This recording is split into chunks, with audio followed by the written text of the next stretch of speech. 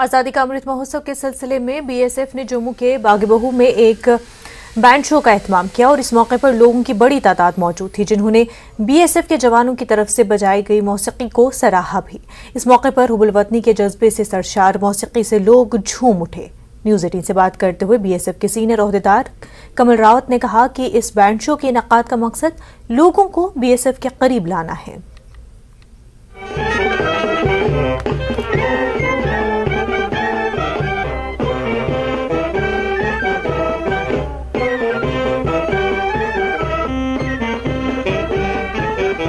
आजादी के अमृत महोत्सव के तहत बीएसएफ की तरफ से बागे-बाहू में एक बैंड शो का आयोजन किया गया है।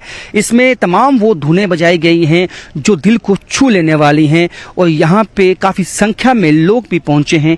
अगर हम आपको मैं विजय से बोलूँगा कि आपको दिखाएंगे कि जो यहाँ बागे-बाहू काफ़ी जो यहाँ पे पॉपुलर यहाँ पे गार्डन है जहाँ पे लोग आते हैं, वहाँ पे तमाम वो लोग जहाँ घूमने आए थे वो यहाँ पे आए हैं इस बैंड को सुनने के लिए।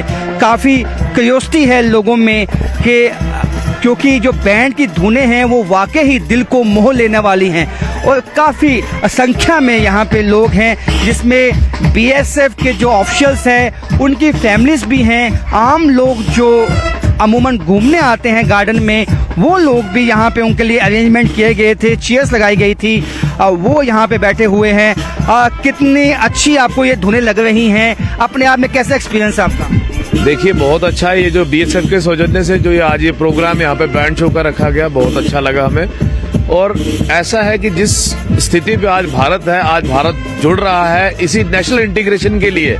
ये नेशनल इंटीग्रेशन दर्शाता है जो लोगों में आपसी भाईचारा, प्रेम, ये दिखाने के लिए ये आर्मी का बहुत अच्छा एक इनिशिएटिव है। बीएसएफ का इनिशिएटिव बहुत अच्छा है। जो BSF security border security force जो बॉर्डर पे ये जागती है, गोली चलाते हैं, हम घर पे सोते हैं, इनकी बदौलत अच्छा है बहुत। जो आज ये फंक्शन रखा हुआ है अच्छा लग रहा है, हमें मैसेज मिला है कि इधर फंक्शन है कोई, हम आगे, बहुत अच्छा लग रहा है। आज यहाँ जम्मू के लोगों के बीचों बीच ये अपना बैंड लेके पहुंचे हैं और इनकी धुनें वाकई ही मन को मोह लेने वाली हैं, जैसा कि अभी कुछ लोगों ने बताया है। तो आज ये शो करवाया गया है आज़ादी के अमृत महोत्सव के तहत। कैमरामैन साहिबा के साथ राजन वैद, न्यूज़ 18 जम्मू।